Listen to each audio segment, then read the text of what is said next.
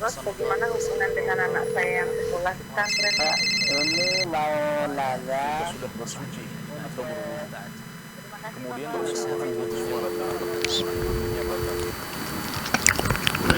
Bismillah, assalamualaikum warahmatullahi wabarakatuh. Alhamdulillah, wassalatu wassalamu ala rasulillah wa ala alihi wa sahbihi wa mawalah amma ba'd. Para pemirsa Fatwa TV dan pendengar radio dimanapun Anda berada, apa kabar semuanya? Dan tentunya kami harapkan para pemirsa selalu dalam keadaan baik, selalu dalam lindungan Allah Subhanahu wa taala. Alhamdulillah. Puji syukur atas kehadirat Allah Subhanahu wa taala. Senang sekali kembali kami menyapa Anda dalam program kesayangan kita live interaktif Fatwa TV, hidup indah dengan sunnah. Masih bersama guru kita Ustadz Dr. MH Hasan Ayatullah Hafizahullah taala, yang beliau ini merupakan salah satu anggota dari Dewan Fatwa Perhimpunan Al-Irsyad. Kemudian salawat dan salam semoga selalu tercurahkan kepada suri taulan kita, Rasul tercinta Nabi Muhammad sallallahu alaihi wasallam, juga pada keluarga beliau, para sahabat dan orang-orang yang mengikuti beliau dengan baik hingga hari kiamat. Dan alhamdulillah Ustaz sudah hadir bersama kita di studio. Kita sapa beliau terlebih dahulu. Assalamualaikum Ustaz. Waalaikumsalam warahmatullahi wabarakatuh. Gimana kabarnya Ustaz? Alhamdulillah sehat. Sehat saja? Alhamdulillah. Keluarga sehat saja? Alhamdulillah. Semoga antum demikian. Alhamdulillah sehat. Para pemirsa juga demikian. Pemirsa juga demikian. Jazakumullah khairan wa barakallahu fikum Ustaz. Jazakumullah Sudah hadir khairan. bersama kami di studio Ustaz. Barakallahu fikum. fiik. Ya, demikian alhamdulillah Ustaz dalam keadaan baik, dan tentunya kita tidak lupa untuk selalu mendoakan asatizah kita, guru-guru kita. Semoga Allah Subhanahu wa taala senantiasa memberikan kepada mereka kesehatan, umur yang berkah, agar senantiasa memberikan faedah ilmu kepada kita terus-menerus. Dan pemirsa, kami juga informasikan live interaktif kita pada kesempatan yang berbahagia ini juga disiarkan oleh beberapa stasiun radio. Ada Radio Sahabat Tegal, kemudian ada Radio MDFM Probolinggo, Radio Sago FM Sumatera Barat, Radio Al-Hikmah Banyuwangi, Radio Tua FM Riau, Radio Mas FM Seragen. Jazakumullah khairan wa barakallahu fikum atas partisipasinya tentunya dalam menyebarluaskan live interaktif kita pada kesempatan kali ini. Dan bagi Anda juga bisa juga ikut berpartisipasi dalam menyebarluaskan live kita melalui channel Facebook kami atau YouTube kami ketika sedang live ini. Barakallahu fikum. Dan kami juga mengajak Anda untuk bergabung bersama kami, bertanya langsung melalui layanan interaktif kami di 0331 544 6087, 0331 544 6087, dan tentunya dengan tema hidup indah dengan sunnah. Silakan Ustaz untuk nasihat pembukanya. Baik. Bismillahirrahmanirrahim. Alhamdulillahirabbil alamin. Sallallahu wasallam wa baraka ala abdihi wa rasulih nabiyina Muhammad wa ala alihi wa sahbihi ajma'in. Amma ba'd, kaum muslimin dan muslimat, pemirsa Fatwa TV, pendengar radio-radio sunnah dimanapun antum berada, semoga Allah Azza wa Jalla senantiasa menjaga keamanan kita, ketenangan kita, kenyamanan dan kebebasan dalam beribadah, dan mengoptimalkan ubudiyah kita, penghambaan kita kepada Allah Subhanahu wa taala. Kaum muslimin rahimana wa rahimakumullah, kita tahu saudara kita sedang diuji oleh Allah Subhanahu wa taala, dan ini merupakan ujian tersendiri pula untuk kita, untuk mengetes solidaritas, kepekaan maupun kepedulian kita terhadap musibah yang menimpa saudara-saudara kita. Nabi Sallallahu Alaihi Wasallam membuat permisalan yang sangat konkret dan kuat sekali. Tidak ada permisalan yang lebih hebat dari apa yang digambarkan Nabi Sallallahu Alaihi Wasallam dalam Sahih Bukhari dan Muslim. Disebutkan, "Mathalul mu'minina fi tawaddihim wa tahrahumihim wa ta'atufihim kamathalil jasad.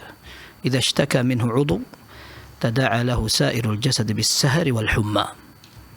Nabi Sallallahu Alaihi Wasallam menyebutkan bahwa permisalan orang-orang beriman di antara mereka adalah seperti badan yang satu dalam memperagakan kasih sayang dan perhatian di antara mereka. Apabila satu anggota badan sakit, maka akan dirasakan oleh badan yang lain, bahkan dengan tidak bisa tidur maupun demam. Maka sebenarnya ini merupakan sebuah patokan dan sikap ideal setiap orang beriman ketika melihat saudara beriman lainnya sedang mendapatkan musibah. Maka kita mengingat hadis Nabi sallallahu alaihi wasallam, wallahu fi auni al-'abdi ma kana al-'abdu fi auni akhih. Allah Azza wa Jalla akan senantiasa memberikan pertolongan yang sejalan dengan bagaimana kita juga memberikan pertolongan kepada saudara kita. Ini dalam Sahih Muslim. Maka kalau seandainya kita mampu untuk melakukan yang terbaik, kenapa tidak? Pun kita memiliki keterbatasan atau kemampuan kita sedikit, maka tidak menutup kemungkinan kita bisa melakukan sesuatu yang sangat sederhana, akan tetapi di sisi Allah tidak sederhana, yaitu bagaimana kita mendoakan dengan tulus ketika kita sedang menyendiri dengan Allah Azza wa Jalla. Ini yang sering diucapkan dalam hadis Nabi sallallahu alaihi wasallam dengan ad-du'a'u bi dhahril ghaib. Doa dari arah yang tidak diketahui. Doa dari jauh, dari arah yang orang yang didoakan pun tidak mengerti dan kita tidak kenal, akan tapi kita doakan. Namun rupanya ini menjadi salah satu faktor yang membuat doa itu akan dikabulkan oleh Allah Azza wa Jalla. Nabi sallallahu alaihi wasallam menyebutkan dalam Sahih Muslim bahwa da'watu al-mar'il muslimi li akhihi bi dhahril ghaibi mustajabah. Doa seorang beriman kepada saudaranya dari arah yang tidak diketahui akan justru dikabulkan oleh Allah Azza wa Jalla. 'Inda ra'sihi malakun muwakkal. Di kepala dia ada malaikat yang Allah tugaskan. Kullama da'a li akhihi bi khairin qala al-malakul muwakkal amin wa laka bimithil. Setiap dia mendoakan kebaikan untuk saudaranya, maka malaikat yang ditugaskan tadi akan mengatakan, ya Allah kabulkan, dan engkau mudah-mudahan mendapatkan hal yang sama yang kau panjatkan. Dan ini barangkali menjadi pengingat kita semua di saat kita barangkali menganggap ini tidak penting. Ini barangkali tidak seperti melakukan aksi apapun. Bahkan sebenarnya tidak. Ini justru menjadi tanda keikhlasan. Dan kalau kita katakan bahwa kita sedang diuji seberapa besar perhatian kita kepada saudara kita, maka ini bisa dijadikan sebagai salah satu tolak ukur. Karena doa dengan dhahrul ghaib, dengan sesuatu yang tidak dikenal orang, menjadi salah satu tolak ukur keikhlasan. Jangan sampai terbalik. Seperti kebanyakan orang mendoakan hanya ketika dia berkomunikasi dengan orang lain, entah secara langsung di depan kamera atau bahkan melalui media sosialnya, akun pribadinya, dia ucapkan doa agar dia viral, mendapat follower banyak. Alangkah sering kita dengar orang ingin viral, dia yang penting ingin menunjukkan tag Palestina. Rupanya dia hanya untuk kebutuhan pribadi saja. Dia doakan atau kopas.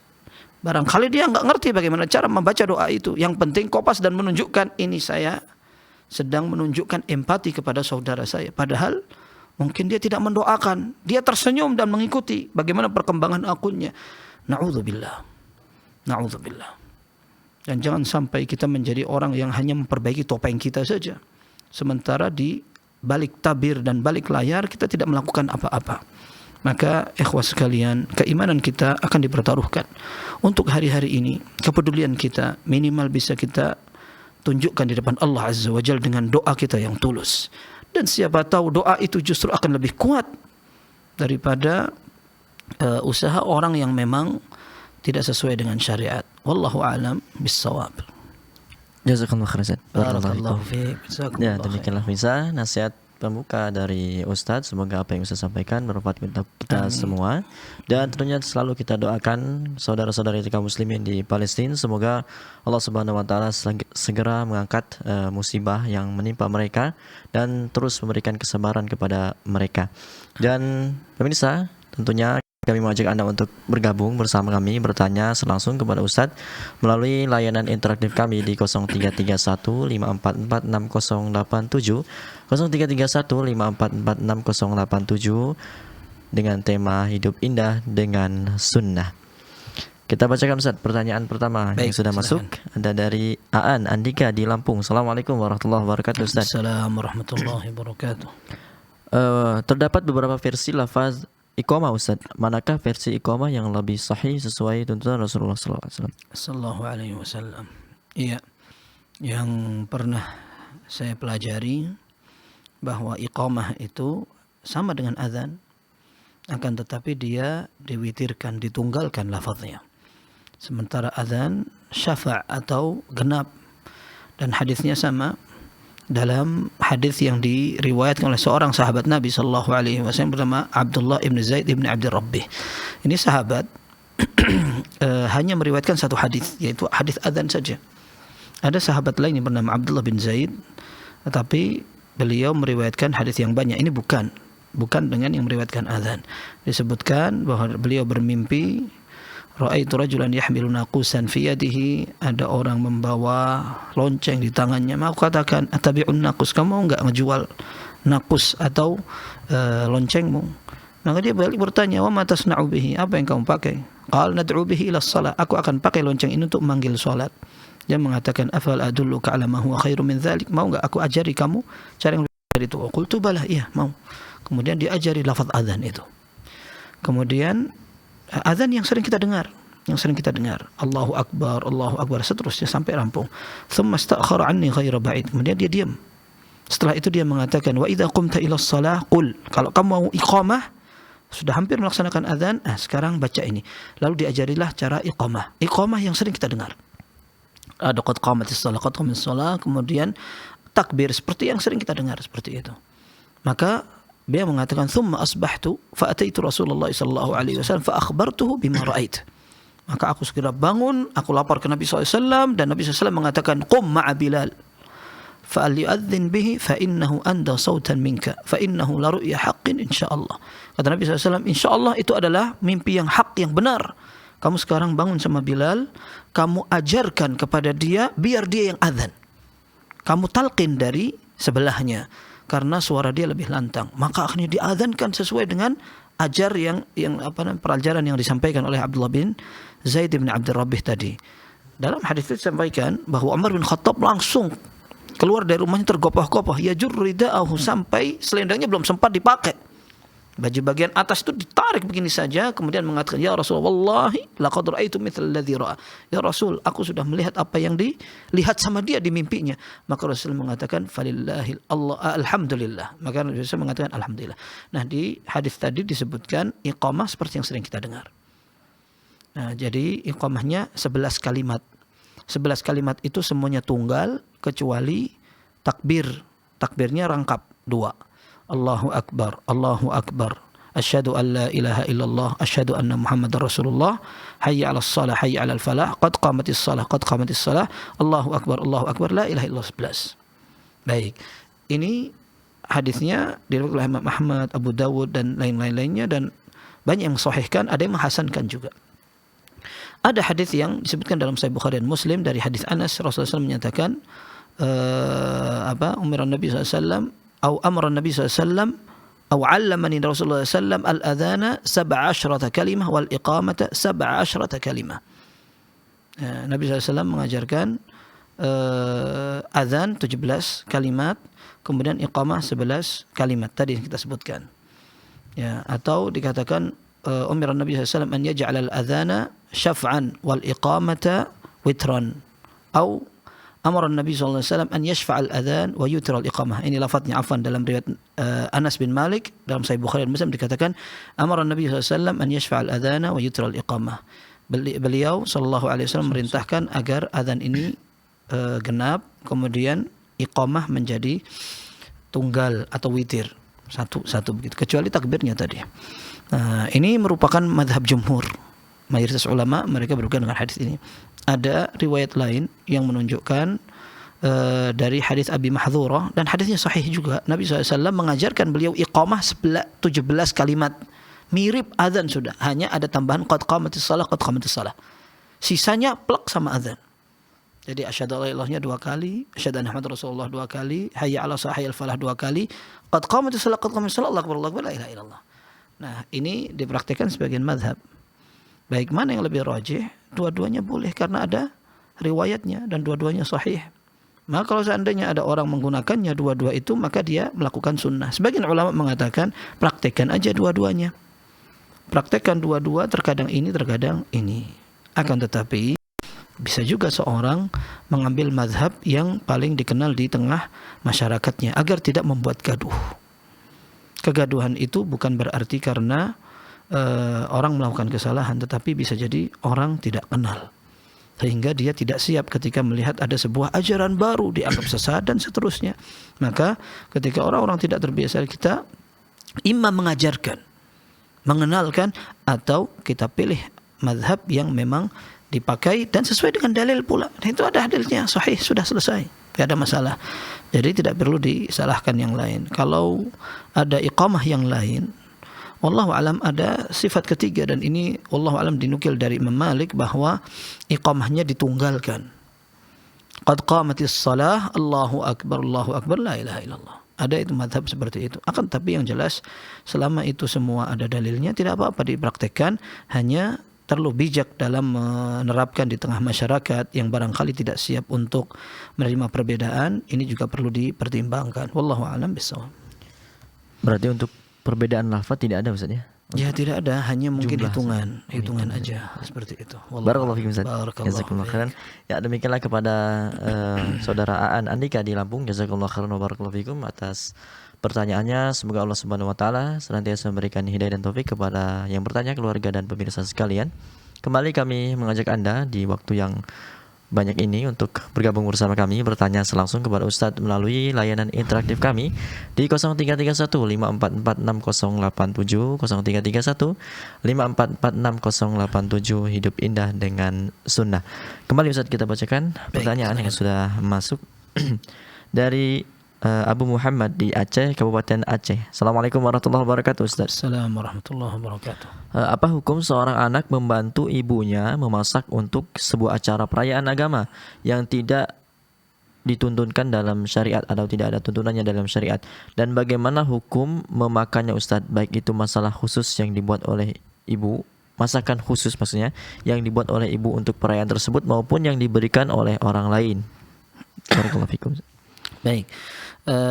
Seandainya acara perayaan itu tidak ada tuntunannya dalam syariat, maka seandainya dia bisa menasihati bahwa ini tidak perlu dilakukan, maka itu jelas lebih baik. Akan tetapi seandainya dia tidak mampu untuk memberikan nasihat dan masukan, maka dia minta izin untuk tidak berpartisipasi. Kalau hukum asalnya seperti itu, yang tidak sesuai dengan syar'i akan tetapi masuk dalam koridor ibadah misalkan, atau ibadah yang memang dipaksakan karena memang tidak ada dalilnya, tapi dipaksakan, ini pokoknya ada ibadah dan ini sudah biasa kita lakukan misalkan, maka kita katakan tidak ada syariatnya, tidak ada tuntunannya, maka kita tidak perlu untuk menyusahkan diri dalam melaksanakannya. Ada orang yang paling kita cintai, kok dia ingin seperti itu, maka kita nasihati, kita ingatkan. Kalau seandainya memang tidak mampu, maka kita tidak ikut berpartisipasi dalam hal itu. Kalau urusan makannya boleh, karena memang para ulama menyebutkan makan makanan yang tidak haram tidak apa-apa, sekalipun niat orang yang memasak tidak benar, selama tidak berkaitan dengan penyembelihan yang salah, itu urusan lain lagi. Tapi kalau seandainya masakan itu tidak bisa dinyatakan haram, kemudian tidak berkaitan dengan penyembelihan, maka tidak mengapa insyaallah. Wallahu a'lam bishawab. Artinya untuk tidak ada sesembelihannya boleh saja. Tidak mengapa, itu lebih ringan, ya, ringan. Berarti kalau untuk sembelihan untuk sembelihan, seandainya untuk sembelih selain Allah tak boleh. Tidak boleh. Kalau ada sembelihan yang diberikan kepada selain Allah atau untuk Allah dan yang lainnya, maka ini tidak boleh. Tidak boleh kita makan, karena itu makanan yang diharamkan, haram itu hukumnya. Untuk sesembelihannya saja Ustaz. Iya, seperti itu. Barakallahu fikum Ustaz. Barakallahu fiik. Jazakallahu khairan. Ya, demikianlah kepada Abu Muhammad di Aceh. Jazakumullah khairan wa barakallahu fikum atas pertanyaannya. Semoga Allah Subhanahu wa taala senantiasa memberikan hidayah dan taufik kepada yang bertanya, keluarga dan pemirsa sekalian. Dan pemirsa, masih banyak kesempatan untuk bertanya langsung bersama kami atau bersama Ustadz secara langsung melalui layanan interaktif kami di 0331 544 6087, 0331 544 6087. Hidup indah dengan sunnah.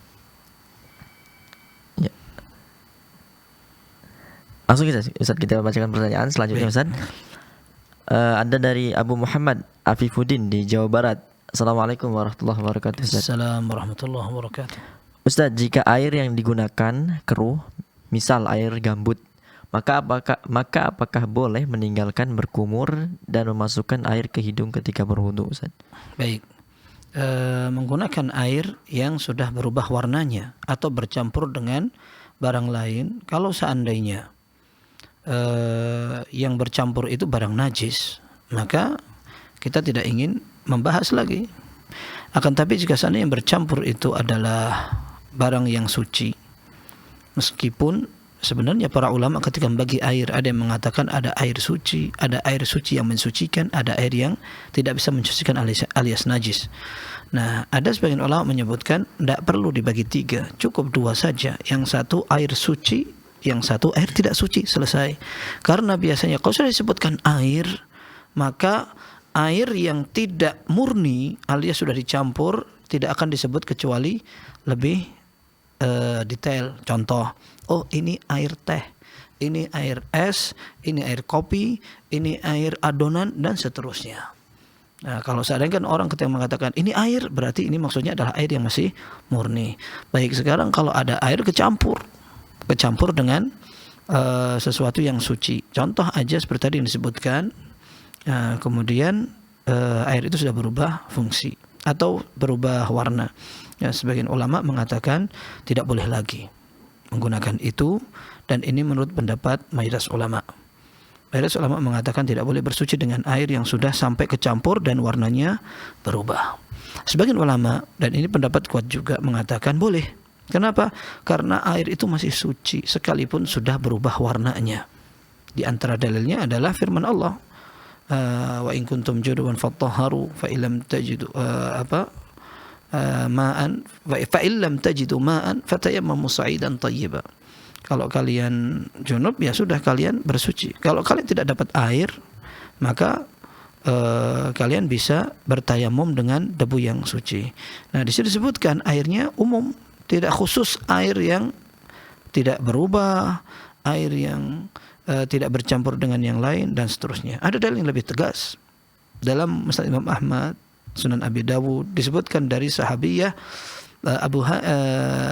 Ummu Hani binti Abi Talib radhiyallahu anha, beliau mengatakan, dakhaltu ala Nabi sallallahu alaihi wasallam amal fathi ala qubbatin lah. Aku menemui Nabi sallallahu alaihi wasallam ketika penaklukan kota Mekah dan beliau sedang di tendanya.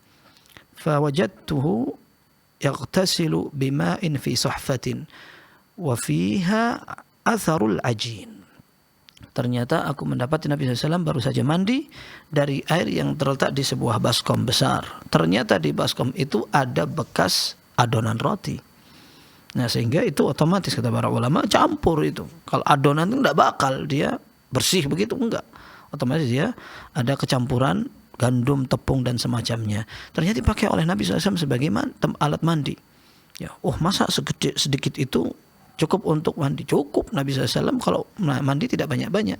Ya, kata Anas bin Malik radhiyallahu anhu, tawadda an-Nabi sallallahu alaihi wasallam bimud wa yaghtasilu bi sa'in ila 5 amdad. Nabi SAW bisa wudu dengan air 1 mud seperti ini. 2 telapak tangan ini pakai wudu. Cukup air segini. Kemudian Nabi SAW bisa menggunakan air yang 4 amdad, 1 sa' itu, atau 4 kalinya ini, atau 5 kalinya ini, untuk mandi janabah, mandi besar, bisa. Dan Nabi SAW menggunakan air yang ada di baskom itu untuk mandi. Ini menunjukkan bahwa air yang dipakai adalah air yang kemungkinan besarnya sudah tercampur. Nah, ini yang digunakan oleh sebagian ulama, bahwa mandi menggunakan air yang sudah tercampur pun selama masih suci boleh. Tapi langkah yang paling hati-hati, aman dari khilaf atau perbedaan pendapat, kita tidak perlu cari yang macam-macam begitu. Carilah air yang masih suci, murni, aman sudah. Enggak usah cari yang ada gabutnya, atau ada catnya, atau ada yang lainnya kecampur, apalagi sampai berubah.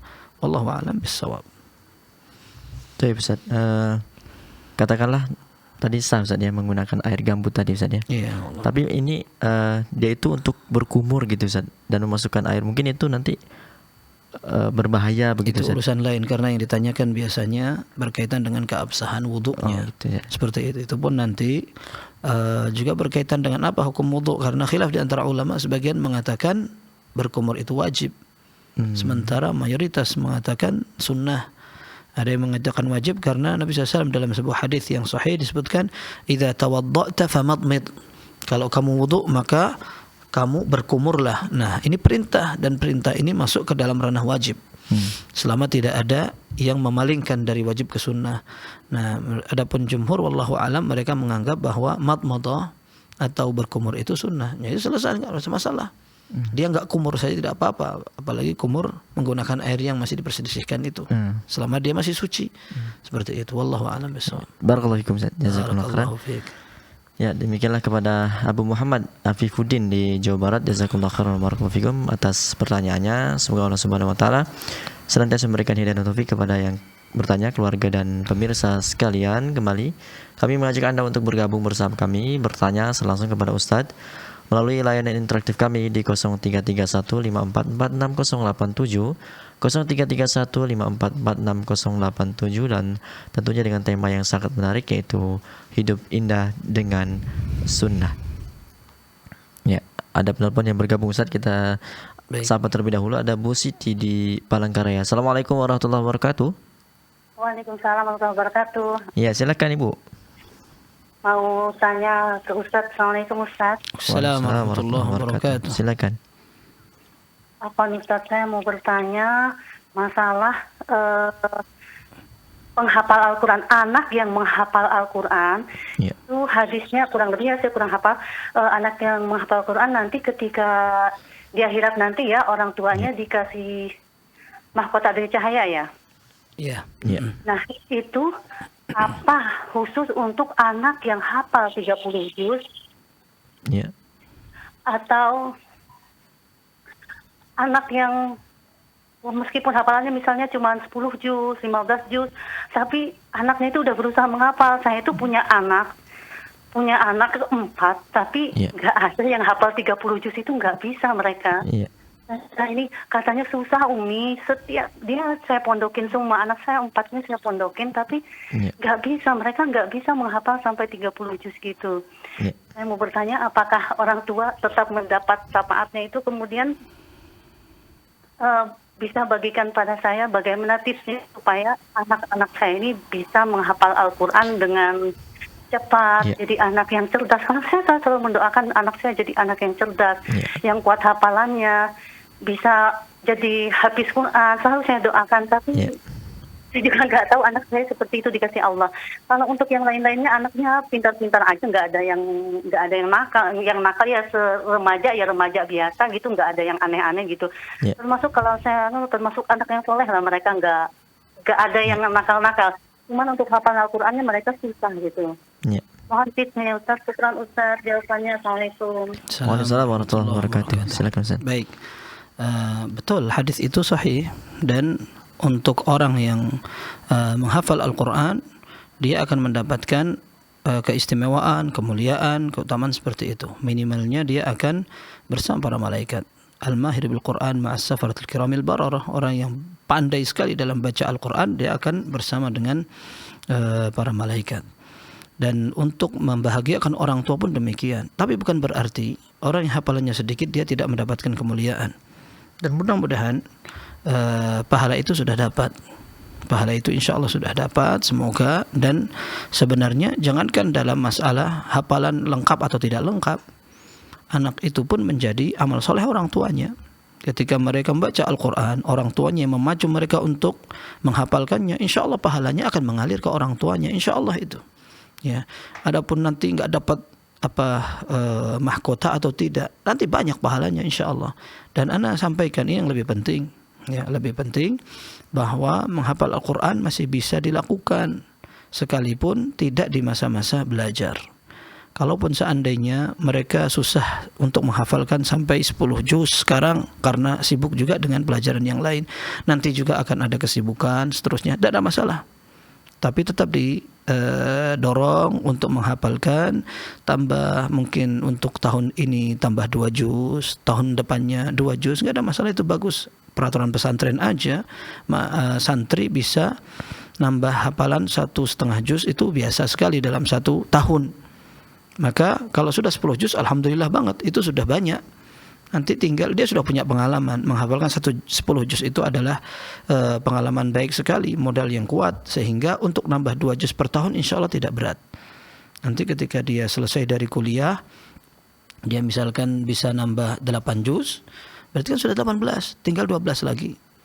Sudah selesaikan sekalian setelah itu sambil melakukan aktivitas lainnya, tidak apa-apa. Saya barangkali pernah ceritakan di beberapa pengajian yang khusus dalam masalah hafalan. Ada orang Arab di daerah Emirat, dia bisa menghafalkan Al-Quran setelah umurnya lewat 50 tahun. Ini orang tua, dia sudah punya anak 5, kemudian dia sudah pensiun juga. Tapi ketika dia masuk masjid, melihat ada daurah tahfidz, maka dia lihat anak-anak kecil, Masya Allah, menghafal. Dia tertarik sekali.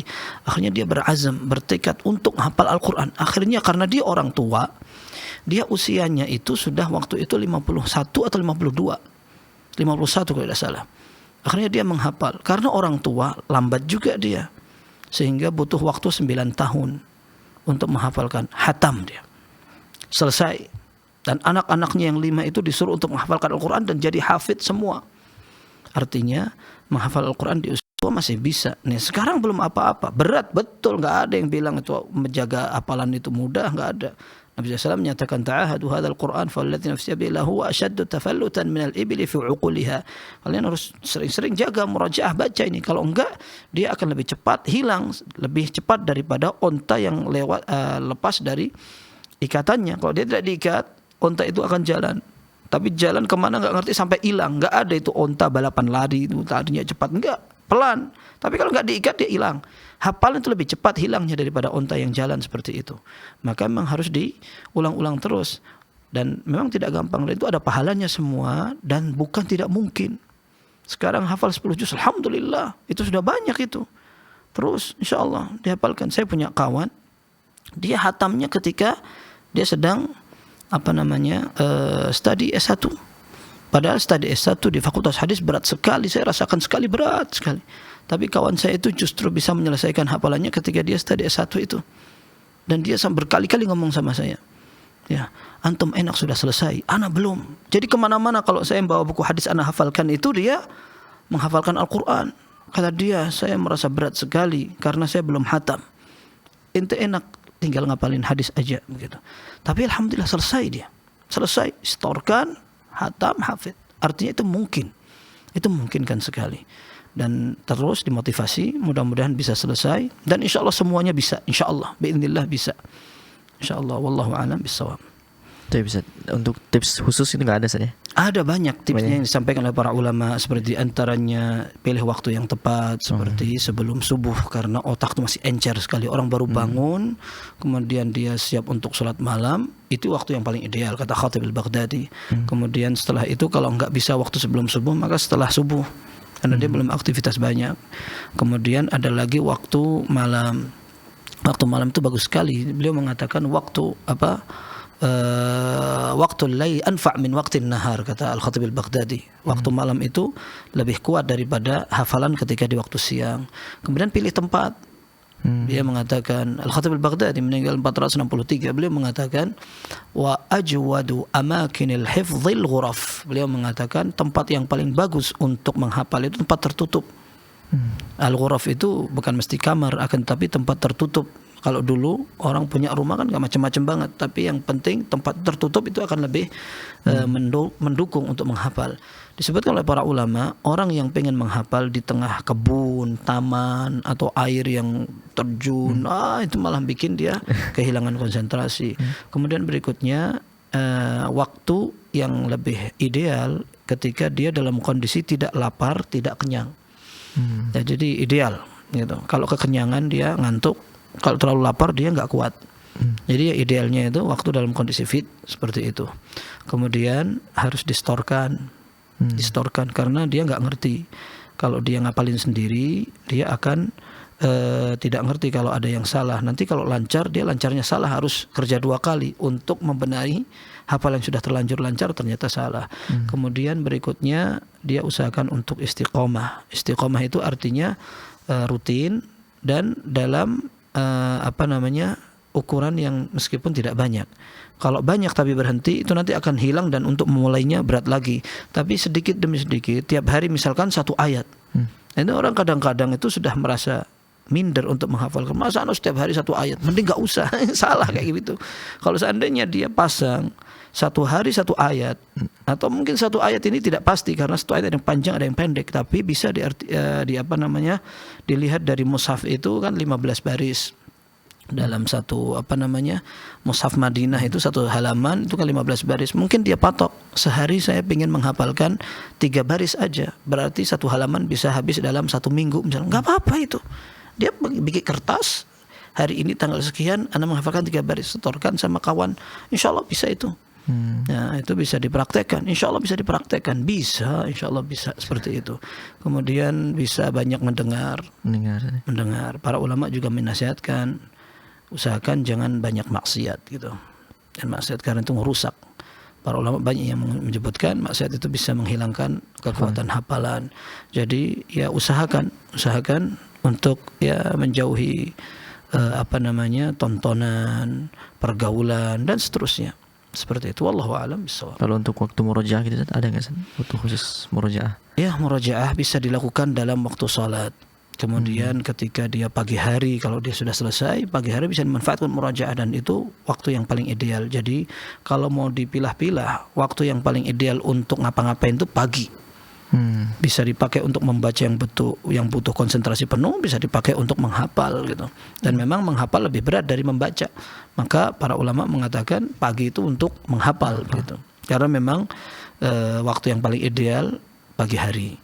Seperti itu. Nanti murojaah yang paling manfaat ketika dia sholat malam itu akan berpengaruh. Dalam Sahih Muslim dikatakan bahwa orang yang hafal dan dia pakai untuk sholat, dia akan betul-betul mutqin gitu. Dia akan menguasai. Tapi kalau tidak, dia bisa lupa. Seperti itu. Dan banyak sudah menceritakan pengalamannya. Kalau dipakai untuk sholat malam, hafalan itu akan semakin lengket. Seperti itu. Allahu a'lam. Barakallahu fikum Ustaz. Jazakumullah khairan. Ya, demikianlah kepada Ibu Siti di Palangkaraya. Jazakillah khairan barakallahu fik atas pertanyaannya. Dan semoga Allah Subhanahu wa taala senantiasa memberikan hidayah taufik kepada ibu, keluarga dan pemirsa sekalian, dan semoga selalu memudahkan urusan ibu, keluarga dan pemirsa sekalian. Kembali kami mengajak Anda untuk bergabung bersama kami, bertanya langsung kepada Ustadz melalui layanan interaktif kami di 0331544687, 0331544687. Hidup indah dengan sunnah. Kembali Ustaz, kita bacakan pertanyaan dari Abu Zubair di Jawa Barat, Kota Cimahi. Assalamualaikum warahmatullahi wabarakatuh Ustaz. Assalamualaikum warahmatullahi wabarakatuh. Izin bertanya, saya sering rutin donor darah Ustaz. Tapi di beberapa waktu petugas yang memeriksa dan mengambil darah adalah seorang dokter wanita dan terjadi sentuhan meskipun memakai sarung tangan. Bagaimana hukumnya Ustaz? Baik, para ulama menyebutkan bahwa dalam kondisi darurat, ketika dia tidak mendapatkan dokter yang satu jenis kelamin, maka tidak mengapa dia berobat pada dokter yang berbeda jenis kelamin. Tapi seandainya kondisinya memang darurat, kemudian tidak ada lagi dokter yang lain, ketika ada dokter yang lain, maka dia cari dokter yang satu jenis kelamin, seperti itu. Tetapi dalam kondisi yang tidak darurat, maka seorang tidak harus untuk melakukan tindakan itu. Kalau seandainya donor darahnya memang sampai pada tahap darurat misalkan, dia akan membantu orang yang transfusi darah, maka mudah-mudahan tidak mengapa. Tetapi kalau seandainya tidak, maksudnya dia hanya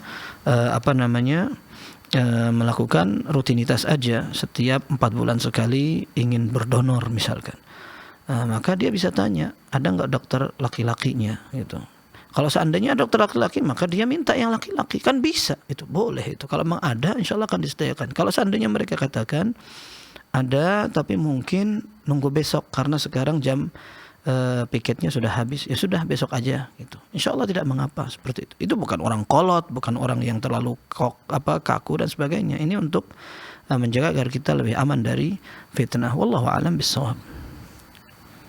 Berarti sarung tangan nggak sarung tangannya nggak tidak? Iya, sebenarnya masalah fitnah itu tidak tidak erat dengan masalah sarung tangan, kecuali menurut sebagian ulama yang menyebutkan bersentuhan itu akan membatalkan wudu, itu saja.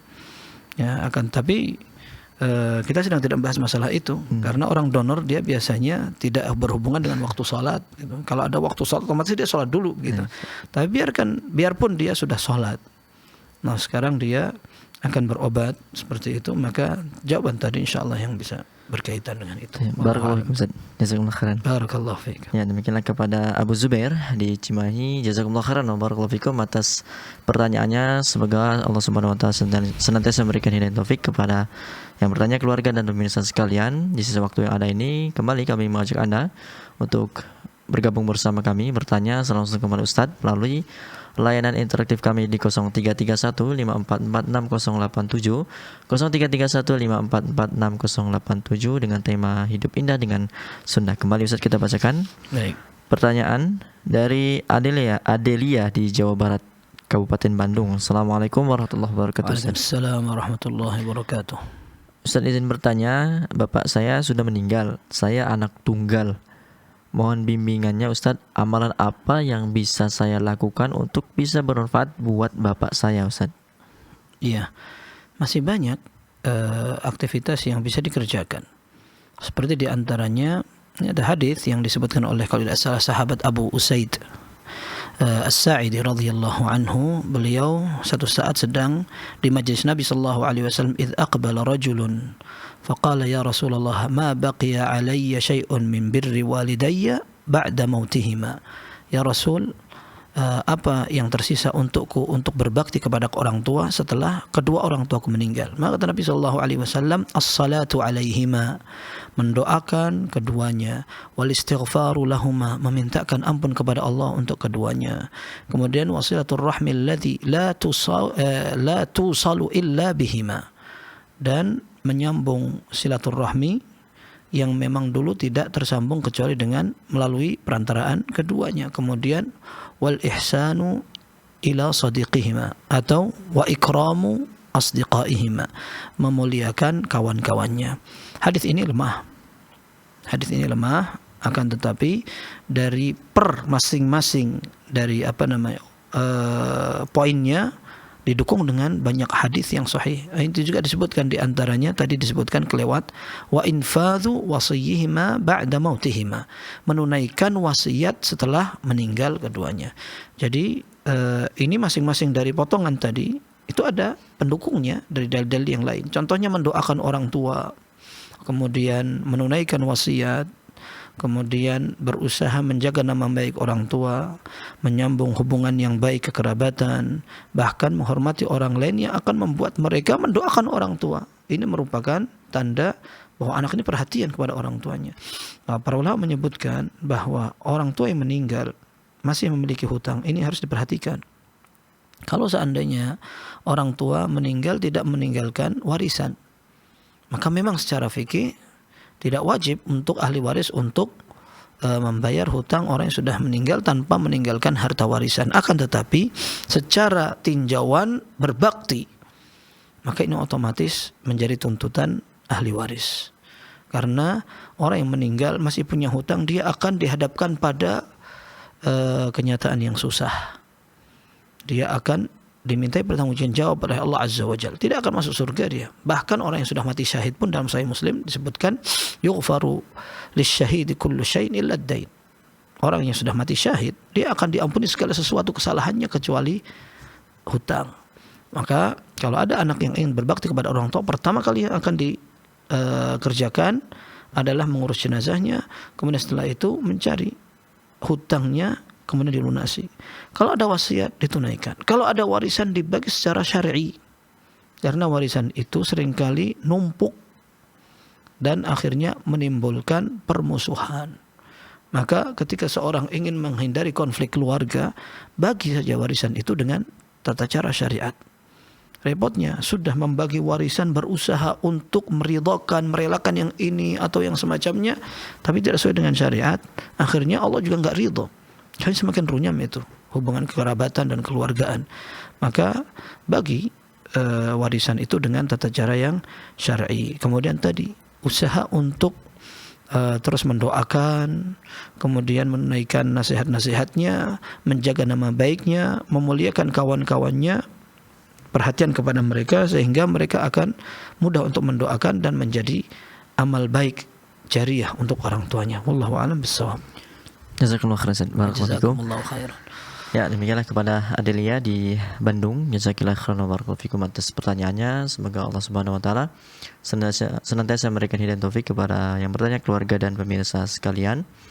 Ada sekitar 10 menit Ustaz waktu tersisa. Kembali kami mengajak Anda untuk bergabung, bertanya langsung kepada Ustaz melalui layanan interaktif kami di 0331544687. Kembali Ustaz, kita bacakan pertanyaan dari Agus Ardiansyah di Sumatera Selatan, Kabupaten Banyuasin. Assalamualaikum warahmatullahi wabarakatuh Ustaz. Waalaikumsalam warahmatullahi wabarakatuh. Ustaz izin bertanya, apakah termasuk hasad kita menginginkan jiwa semangat bekerja orang lain dan juga kondisi fisik orang lain karena kuatnya ia bekerja, namun tanpa menginginkan keburukan pada orang lain tersebut? Baik, memang hasad secara definisi yang disebutkan para ulama adalah tamanni zawali an-ni'mati minal ghair. Mengharapkan agar nikmat orang lain itu hilang. Itu secara umum. Tapi Ibnu Rajab memiliki penjelasan bagus dalam macam-macam orang hasad. Beliau menyebutkan di antara model orang hasad adalah orang yang mengharapkan nikmat yang didapatkan tetangga, saudara atau yang dia iriin itu hilang. Nikmatnya hilang. Lalu orang yang punya model seperti ini, dia ada dua macam. Ada yang mengatakan mudah-mudahan kenikmatan yang didapatkan orang itu hilang, nanti kenikmatan itu pindah ke dia. Atau ada orang yang mengatakan biarkan saja kenikmatan yang dia dapatkan itu hilang meskipun tidak berpindah ke saya. Yang penting dia tidak mendapatkan kenikmatan itu. Ini dua macam orang hasad, kata Ibnu Rajab. Yang paling jelek yang kedua, karena tingkat hasadnya sudah profesional. Dia pingin saudaranya tidak dapat nikmat sama sekali. Perkara dia dapat atau tidak enggak penting. Yang penting dia enggak dapat itu. Itu jelek sekali. Ada orang yang punya hasad, dia tidak berusaha untuk menghilangkan nikmat itu, tetapi dia berusaha untuk menyaingi. Nah, menyaingi ada dua, kata Ibnu Rajab. Kalau seandainya menyaingi itu dalam urusan akhirat, dia lihat saudaranya, Masya Allah orang itu hafalan Qur'annya banyak banget ya, anak akan berusaha menyaingi dia. Hafalan saya harus lebih baik dari dia. Ini bagus. Bahkan ini disebut dengan al-ghibtah, ya, iri yang baik. Dan ini malah bagus. Tentunya harus diukur dengan keikhlasan. Ya. Tapi kalau seandainya yang dia usahakan untuk disaingi adalah urusan dunia. Oh, dia punya mobil, aku harus punya mobil. Dia punya rumah, aku harus punya rumah gitu. Seperti ini dia adalah sesuatu yang madhmum, sesuatu yang dicela. Ketika seorang melihat ini badan gede banget ya, dia kayaknya bisa fitness tiap pekan gitu. Anak nggak mau kalah nih. Ya, terus dia fitness terus sampai dia mungkin tidak perhatian, bukan hanya sekedar tidak perhatian sama keburukan saudaranya, sama keburukan dirinya sendiri, dia sehat apa enggak, dia paksain yang penting aku enggak kalah sama dia. Ini bahaya seperti ini. Ini bisa jadi hasad seperti itu. Maka tergantung bagaimana dia mengatur perasaannya. Yang paling bisa untuk menghilangkan hasad adalah yang pertama, ridho dengan ketentuan Allah. Enggak apa-apa dia ingin ideal, kalau ada contoh orang lain ideal lalu dia ingin mencontohnya, selama dia tidak ingin menyaingi sampai dia tidak perhatian pada dirinya sendiri. Yang kedua, dia doakan orang yang dihasadin itu. Mudah-mudahan kelebihan yang dia miliki bermanfaat. Nah, dia doakan seperti itu, maka syaitan tidak punya kesempatan untuk menggoda hatinya untuk hasad. Karena rupanya kelebihan yang dimiliki kawan yang menjadi sebab hasad itu malah justru menjadi kesempatan dia mendoakan. Nah, bagus sekali seperti itu. Wallahu a'lam bishawab. Barakallahu fikum Ustaz, jazakumullah khairan. Ya, demikianlah kepada Agus Ardiansyah, jazakumullah khairan barakallahu fikum atas pertanyaannya. Kembali Ustaz kita bacakan pertanyaan. Baik. Dari Abdurrahman Suwandi di Sulawesi Tengah, Kota Palu. Ada beberapa pertanyaan Ustaz ini. Baik. Dari pertanyaan pertama, apakah ayah tiri bisa menikahi anak tiri ketika ibunya sudah meninggal Ustaz? Tidak bisa. Tidak bisa. Kalau memang ini laki-laki menikah dengan seorang perempuan janda, sudah punya anak perempuan, Kemudian begitu mereka menikah, maka anak ini menjadi Rabibah. Rabibah itu sebagai anak yang diasuh, jadi tanggung jawab dia, seolah-olah anak dia. Memang secara nasab tidak, akan tetapi secara tanggung jawab sudah menjadi tanggung jawab dia. Ini namanya Rabibah. Maka ini menjadi hal yang mahram, kecuali ini satu, kalau seandainya dia belum sempat berhubungan badan dengan si janda ini atau si ibunya ini, belum sempat berhubungan badan di hari pernikahan, atau mungkin pernikahan dapat berapa, istrinya meninggal, belum sempat berhubungan badan. Nah ini wallahu alam boleh, karena dalam Al-Quran yang disebutkan orang-orang yang mahram adalah وربائبكم اللاتي في حجوركم من نسائكم اللاتي دخلتم بهن فإن لم تكونوا دخلتم بهن فلا جناح عليكم. Di antara yang mahram apabila dinikahi adalah anak-anak perempuan dari istri yang kalian nikahi, sementara istri itu akhirnya kalian gaulin gitu. Artinya kalian ajak untuk berhubungan badan.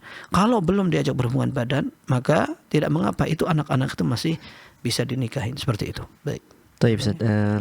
Pertanyaan selanjutnya ini erat kaitannya dengan tema kita Ustaz. Ketika kita sudah mulai mengenal ya namanya indahnya sunnah, kemudian mengamalkan sunnah, maka mulailah timbul tuduhan-tuduhan itu Ustaz, seperti tuduhan Wahabi dan lain sebagainya. Ini bagaimana solusinya Ustaz agar tidak dituduh seperti itu? Tidak apa-apa, jangan terlalu dipikirkan. Ya, Nabi SAW juga dituduh sebagai tukang sihir, orang gila dan semacamnya. Maka yang pertama, kalau ada orang menuduh, secara syariat dan undang-undang kehakiman, penuduh itu harus mendatangkan bukti. Sementara yang dituduh tidak. Nah, yang disuruh untuk mendatangkan bukti adalah penuduh. Maka kalau seandainya dia datangkan bukti, tinggal diuji apakah bukti itu relevan atau tidak. Kalau tidak, kenapa antum harus pusing? Biarkan saja begitu. Kemudian berikutnya, bisa jadi orang-orang yang menuduh itu belum tahu saja, maka sikapi dengan bijak. Nah, senyum saja, tebarkan salam. Siapa tahu dia akan menjadi Wahabi kedua setelah antum. Itu kalau benar penamaannya ya seperti itu wajar. Kita katakan saudara-saudara kita banyak yang belum paham. Sekedar ada orang berjenggot Wahabi, ada orang pakai jibah Wahabi.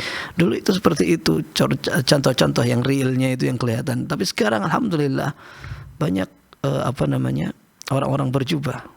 Bisa jadi sudah banyak Wahabi di tempat kita. Seperti itu. Wallahu a'lam bishawab. Ustaz, pertanyaan Abdul Rahman yang terakhir nih Ustaz. Jika kita salat tarawih ketika sudah sampai rakaat ke-6 dan kemudian keluar kentut, apakah kita ulangi rakaat ke-5 sama ke-6 di awal atau selesai witir baru diulangi, atau bagaimana Ustaz? Kalau seandainya antum salat sendirian, bebas.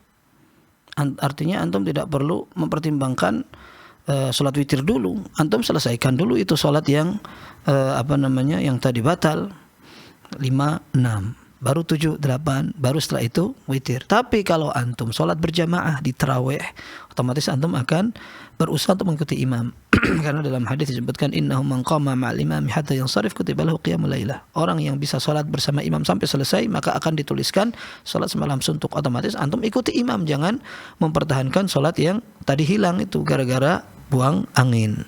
Tapi kalau seandainya salatnya sendirian itu bebas. Seperti itu. Bahkan itu yang lebih afdal. Karena Nabi SAW dalam hadis yang sahih mengatakan ij'alu akhir salatikum bil laili witra.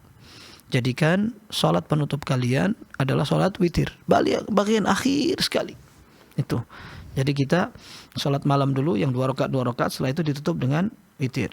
Tapi kalau seandainya enggak bisa, enggak apa-apa. Kita witir dulu, kemudian nanti nambah sholat 2 rakaat lagi, nggak apa-apa. Dalam sebuah hadis yang sahih disebutkan bahwa Rasulullah SAW kan yusalli raka'ataini jalisan ba'dal witir.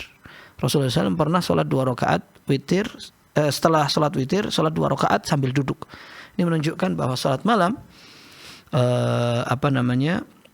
sholat malam lagi setelah sudah ditutup dengan witir tetap boleh dan tidak makruh.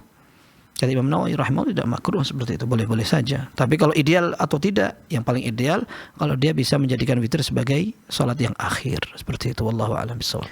Barakallahu fikum Ustaz. Barakallahu. Tadi alhamdulillah adalah pertanyaan terakhir kita Ustaz pada perjumpaan kali ini. Jazakumullah khairan wa barakallahu fikum atas waktu dan ilmu Ustaz. Semoga dalam kesempatan kita kembali menyapa pemirsa Ustaz ya. Amin. Barakallahu fikum. Ya. Kami ucapkan jazakumullah khairan wa barakallahu fikum kepada Bapak Abdurrahman di Palu atas pertanyaannya, dan kami ucapkan mohon maaf kepada para penanya atau para penelpon yang tidak sempat kami angkat.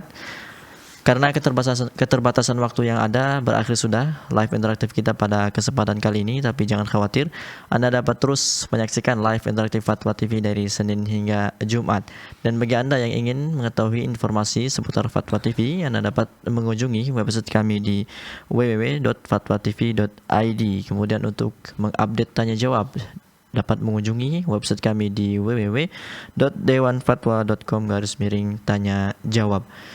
Dan kami juga mengajak para pemirsa dimanapun Anda berada untuk bergabung bersama kami dalam syiar dakwah Islam di Fatwa TV melalui rekening aktif yang dapat Anda saksikan di layar kaca Anda.